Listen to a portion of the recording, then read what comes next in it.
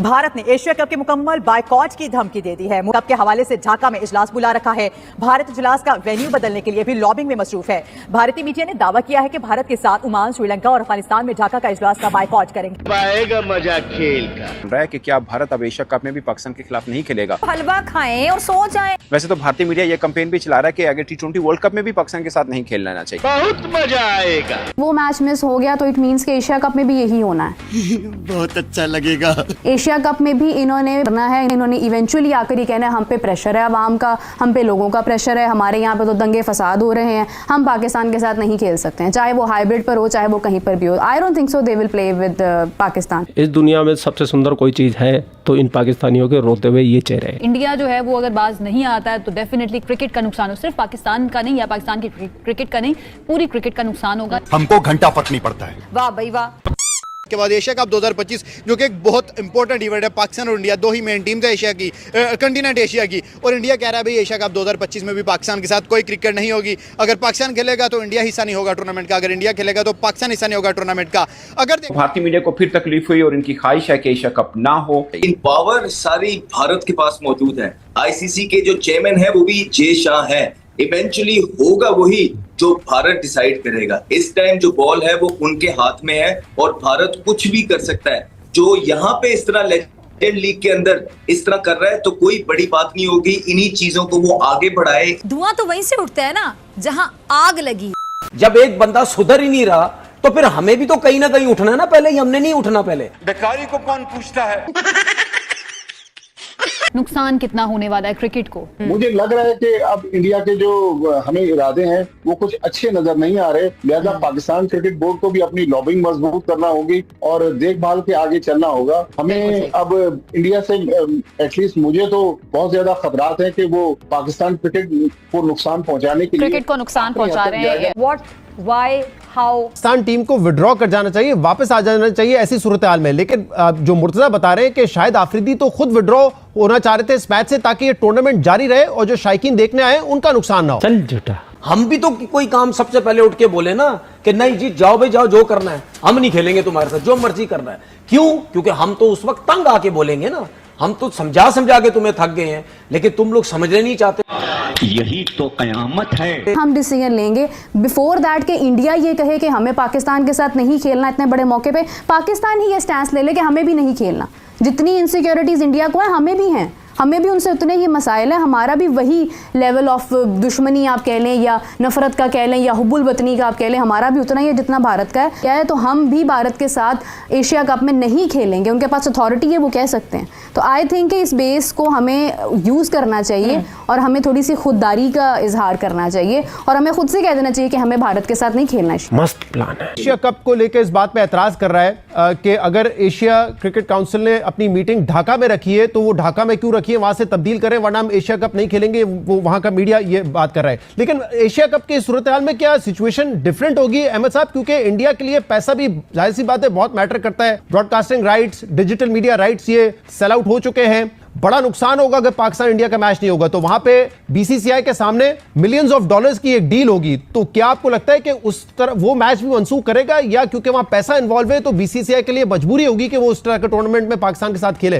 देखें, पैसा तो बिल्कुल मौजूद है, ब्रॉडकास्टर का बहुत हैवी प्रेशर मौजूद है, लेकिन पावर सारी भारत के पास मौजूद है। आईसीसी के जो चेयरमैन है वो भी जे शाह है। इवेंचुअली होगा वही जो भारत डिसाइड करेगा। इस टाइम जो बॉल है वो उनके हाथ में है और भारत कुछ भी कर सकता है। जो यहाँ पे इस तरह लेजेंड लीग के अंदर इस तरह कर रहा है तो कोई बड़ी बात नहीं होगी। इन्हीं चीजों को वो आगे बढ़ाए, इश्यू बना के जो है ना एशिया कप में भी इस तरह की चीज कर जाए। बिकॉज आपको पता है कि काफी अभी मार पड़ी है, बड़ा अपर हैंड रहा है पाकिस्तान की तरफ से और पाकिस्तान आर्मी ने बड़ा करारा जवाब दिया है जिसको रिकॉग्नाइज किया है पूरी दुनिया ने। तो अब वो इसी तरह ठीक है, बहुत जो उनसे रूठ गई है मोदी गवर्नमेंट की, उनका ट्रस्ट हासिल करने की कोशिश करेंगे। यही छोटी छोटी लेकिन जो मेन चीज थी उसमें पाकिस्तान जो है ना अपर हैंड रहा है और हम इस पे बहुत फख्र है। अब आप खुद ही देखिए इन पाकिस्तानी एक्स क्रिकेटरों के दिमाग में कितना जहर भरा हुआ है। भारत से नफरत कूट कूट के भरी हुई है, लेकिन जब डॉलर की बात आती है तो भारत की तारीफ करने में पीछे नहीं हटते। भारत सरकार ने ऑपरेशन सिंदूर के समय इनके चैनल बैन कर दिए, लेकिन ये लोग इतने बेगेरे थे, इन लोगों ने नए चैनल बना लिए ताकि इंडियन ऑडियंस को गेन कर सके और डॉलर कमा सके।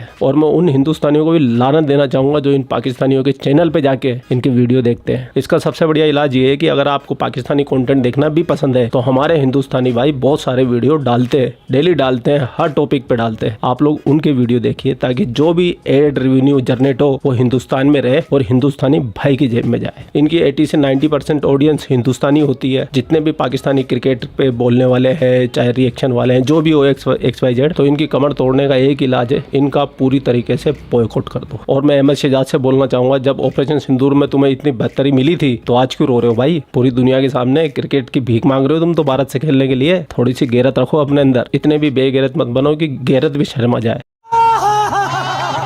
मैं इनको तो क्या ही बोलूँ, मैं भारत सरकार को बोलना चाहूँगा, भारतीय खेल मंत्रालय को बोलना चाहूँगा कि भैया इन पाकिस्तान नाम की बीमारी से हमारा कब पीछा छुड़वा रहे हो आप? आपको क्या जरूरत पड़ी है इनके साथ हॉकी खेलने की, कबड्डी खेलने की? अभी तो 3 महीने भी नहीं हुए ऑपरेशन सिंदूर हुए। क्या जंग लड़ना सिर्फ सैनिकों का काम है? ये क्रिकेटर क्या भारत देश के नहीं है? ये जो संगीतकार है ये भारत देश के नहीं है? फिल्म बनाने वाले क्या भारत देश के नहीं है? इनका अपने देश के प्रति कोई कर्तव्य नहीं है। और पाकिस्तानी इस बात को बड़े प्यार से मैनिपुलेट करते हैं कि ये पॉलिटिकल कारण है, मोदी कारण है, इसका भगवा कारण है, हिंदुत्व कारण है। और हमारे हिंदुस्तानी आम आवाम भोली वाली इन लोगों की बातों में आ भी जाती है। भाई देश के लिए सबको एक साथ खड़ा होना पड़ेगा। इसलिए मैं मोदी सरकार को बोलना चाहूंगा, अगर आप लोगों तक मेरी आवाज पहुंचती है तो बहुत अच्छी बात है, नहीं तो मैं बोलता रहूंगा कि इन पाकिस्तानियों को पूरी तरीके से बॉयकॉट कीजिए, एक फायरवॉल बना दीजिए। पाकिस्तान से सोशल मीडिया कोई भी कंटेंट हिंदुस्तान में नहीं आएगा किसी भी प्रकार का। हिंदुस्तान की आधी समस्या खत्म हो जाएगी। ये हमें एक टीजर दिखाया है हमारे दुश्मन ने। 2007 से तो इंडिया पाकिस्तान के साथ बायलैटरल सीरीज तो खेल ही नहीं रहा। अब ये जो एशिया कप और वर्ल्ड कप्स वगैरह हो रहे हैं, इसमें भी अब इंडिया की पॉलिटिक्स इन्वॉल्व हो गई है, तो नुकसान तो डेफिनेटली क्रिकेट का होगा, क्रिकेट देखने वालों का होगा। अब जुमेरात को एक मीटिंग होने जा रही है ढाका में एशियन क्रिकेट काउंसिल की, जिसमें एशिया कप का मुस्तकबिल तय होगा। और एशियन क्रिकेट काउंसिल के जो चेयरमैन है वो पाकिस्तान क्रिकेट बोर्ड के चेयरमैन मोहसिन नकवी साहब है। मेरे ख्याल में इंडिया अभी तक उस मीटिंग में भी जाने पर अपने रिजर्वेशन दिखा रहा है। उन्होंने श्रीलंका को भी अपने साथ मिला लिया है, ओमान को भी मिला लिया है, और अफगानिस्तान के बारे में भी इत्तलात है कि शायद वो भी मीटिंग में पार्टिसिपेट ना करे। तो मुझे लग रहा है कि इंडिया जो साजिशें कर रहा है, अब वो एशिया कप को भी खराब करने की कोशिश करेगा, क्योंकि एशिया कप की मेजबानी इंडिया के पास है, ब्रॉडकास्टर इंडियन है, स्पॉन्सर्स ज्यादातर इंडियन है। तो मुझे लग रहा है कि अब ये खेल से बढ़कर कोई और ही चीज हो रही है। ये होना नहीं चाहिए, लेकिन इंडिया बाज आएगा नहीं, ये चीजें करेगा। और आप देखिएगा अभी खवातीन का वर्ल्ड कप हो रहा है, उसके बाद अगले साल T20 वर्ल्ड कप वो इंडिया ने ज्वाइंट होस्ट करना है श्रीलंका के साथ। तो बहुत सारे पाकिस्तान इंडिया के इंटरनेशनल इवेंट्स आ रहे हैं, लेकिन इंडिया जो है वो रंग में भंग जरूर डालेगा। अभी भी मुल्क तरक्की नहीं करते, रीजन तरक्की करता है। सो वे पाकिस्तान की नालायकी है कि हमारे रीजन में 2 मुल्क तरक्की कर गए और हम पीछे रह गए। चाइना और इंडिया की एग्जाम्पल है।